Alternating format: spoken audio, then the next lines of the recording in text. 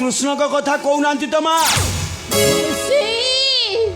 आपण कौन कहले मो पुत्र द्वारिकापुर रे राजा है हाँ माँ राजा है बोदी खुशी से बा राजा रो पुआ हेले गोसेई कौन तो माँ मो कोला मानिक मो काई चमालिया सेठी भल रे अछि ना नारायण ए वृद्ध पिता माता कथा किछि पचारुथिला ना अष्टपाष्ट वंशी सहित जार समय अतिबाहित जहाँकर सेवा शुश्रूषा समस्ते जाग्रत पहरी परी जाग्रत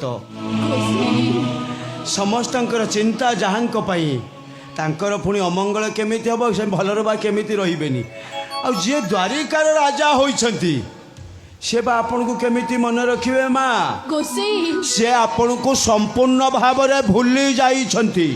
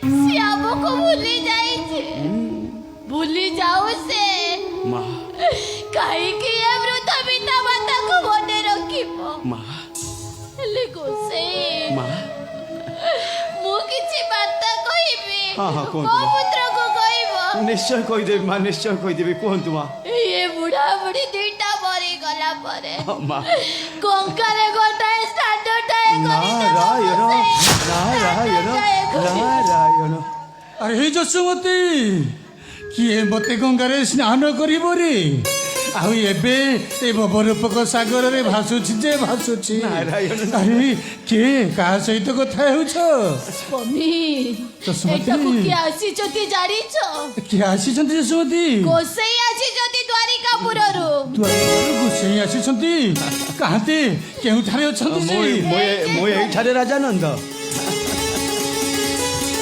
गोसेई हां को नंदर ओळगी गोसेई आयुष्मान भव यशस्वी भव कि आपण को अकल्याण करिब नारायण नारायण आपण द्वारिकारु आसी छथि हां राजा ले हम कलामाणिक भलरे अछि तो हम बुढ़ा बुढ़ी दुईटांक कथा मने अछि तो माने कलामाणिक माने आपण द्वारिका अधिपति राजा कृष्ण को कथा कहउछंती द्वारिका अधिपति कृष्ण हो गसे हम कृष्ण से भलरे अछंती भलरे अछंती हम बुढ़ा बुढ़ी दुईटांक कथा मने अछि राजा नंद जे द्वारिकार राजा होई सारी छथि से केमिति सामान्य प्रजांक कथा मने रखिबे सामान्य प्रजा अतीत आपण तांकर कोन थिले किंतु से वर्तमान राजा ना से आपण को संपूर्ण भाव रे भूली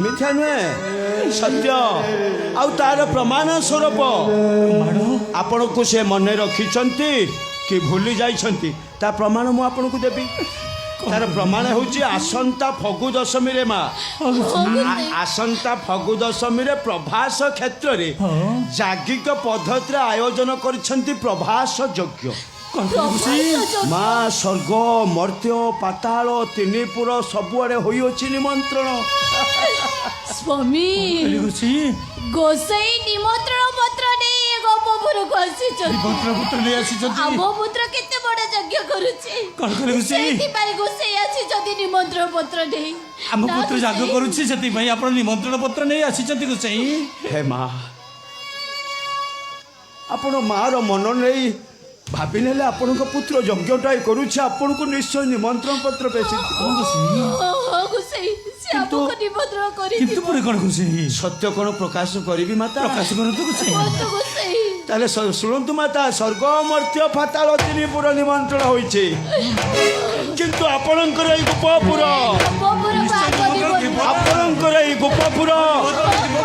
ଆପଣଙ୍କର ଏଇ ଗୋପପୁର ହୋଇନାହିଁ ନିମନ୍ତ୍ରଣ।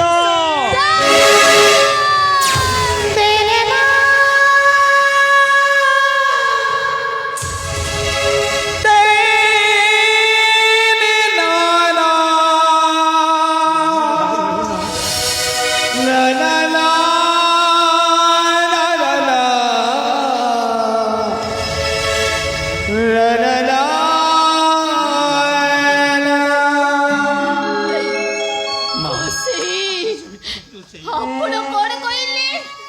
ଏ ଗୋପପୁରକୁ ନିମନ୍ତ୍ରଣ ନାହିଁ, କିନ୍ତୁ କାହିଁକି ଗୋସାଇ? କଣ ପାଇଁ ଏ ଗୋପପୁରକୁ ନିମନ୍ତ୍ରଣ ନାହିଁ? ଗୋପପୁରବାସୀଙ୍କର ଅପରାଧ ହଉଛି ଅଗଣିତ। ଅଗଣିତ ଅପରାଧ? ଆଉ ସବୁଠାରୁ ଅପରାଧିନୀ ହଉଛନ୍ତି ଆପଣ ମା। ମୁଁ ଅପରାଧିନୀ? ମୁଁ କି ଅପରାଧ କରିଛି ଗୋସାଇ? ଯୋଉ ସମୟରେ ଦ୍ୱାରିକା ଅଧିପତି ରାଜା କୃଷ୍ଣଚନ୍ଦ୍ର ଆଣ୍ଠୁଆ ଗୋପାଳ ରୂପେ ପୂଜା ପାଉଥିଲେ ଆପଣଙ୍କ ନିକଟେ, ଗୋସାଇ ସେ ହେଲେ ରାଜାର ପୁତ୍ର ମା। ରାଜାର ପୁତ୍ର ନା, ରାଜାର ପୁତ୍ର ସୁନାହାର ପିନ୍ଧିବା କଥା, କିନ୍ତୁ ଆପଣ ସୁନାହାର ପରିବର୍ତ୍ତେ ଶସ୍ତା କାଇଁଚ ମାଳିଆଟେ ତାଙ୍କ ବେକରେ ପିନ୍ଧିଲେ। ଦ୍ୱିତୀୟ ଭୁଲ, 16,000 ଗୋପ ନାରୀଙ୍କର ଆପତ୍ତି ଅଭିଯୋଗକୁ ସତ୍ୟାସତ୍ୟ ପ୍ରମାଣ ନ କରି ଆପଣ ତାଙ୍କୁ ଖୁଆ ଦଉଡ଼ିରେ ବାନ୍ଧି ତେନ୍ତୁଳି ଛାଟରେ ପିଟିଲେ।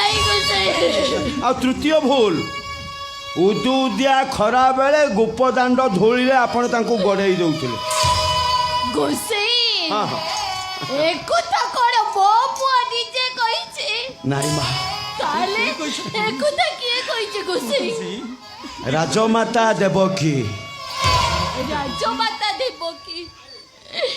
ତାହେଲେ ଆପଣ କୁହନ୍ତୁ ଗୋସାଇ, ରାଜମାତା ଦେବକୀ କହିଦେଲେ, ହେଲେ ପୁତ୍ର ଆମର କେତେ ବଡ଼ ଯଜ୍ଞ କରୁଛି।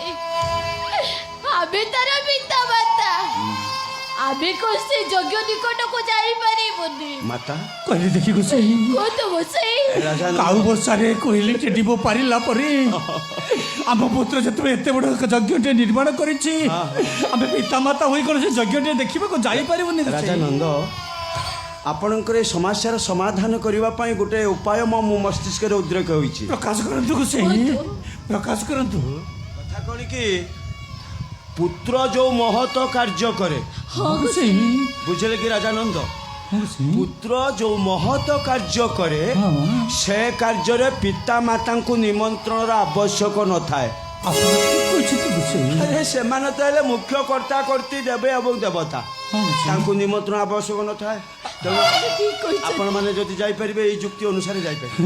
ଆରେ ଯଶୋମତୀ, ଗୋସାଇ ଠିକ କଥା କହିଛନ୍ତି। ଆମ ପୁତ୍ର ଯାଗ କରୁଛି, ଆମେ ପିତାମାତାଙ୍କୁ ନିମନ୍ତ୍ରଣ ନହେଲା ନାହିଁ, ଆମେ ନିଶ୍ଚୟ ସେଠି ଯାଇ ପହଞ୍ଚିବା ନା। ରାଜାନନ୍ଦ ମାତା, କିନ୍ତୁ ମୁଁ ଆପଣମାନଙ୍କୁ ଏଇ ସମ୍ବାଦ ଦେଇଛି ବୋଲି ଯେତେ ଦୁଃଖ କଷ୍ଟ ଆସିଲେ ମୋର ନାମ ରଖିବେ ଗୋପନ। ନିଶ୍ଚୟ ଗୋସାଇ, ଆପଣଙ୍କୁ ଯିବାକୁ ହେବ ମା, ଆପଣଙ୍କୁ ଯିବାକୁ ହେବ। କାହିଁକି ନା ସ୍ୱର୍ଗ ମର୍ତ୍ତ୍ୟ ପାତାଳ ତିନିପୁର ଅପେକ୍ଷା କରି ରହିଛି। ପ୍ରକୃତରେ ଦ୍ୱାରିକା ଅଧିପତି ରାଜା କୃଷ୍ଣଚନ୍ଦ୍ରଙ୍କର ମାତା କିଏ?